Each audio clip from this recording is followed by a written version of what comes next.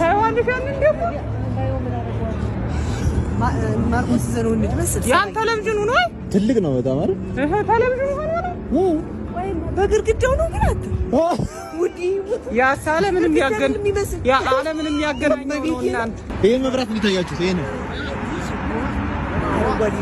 እናንተ የሰማው ላይ ያለን የመሰለኝ መጨረሻው ሰማይ የነበር ይመስል ያሲ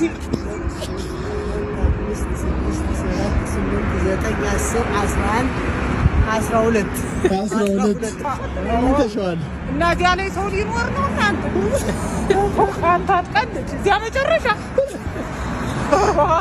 እኔ ጠጅማትን አየዋለሁ እዚያ ላይ ተሰቀየ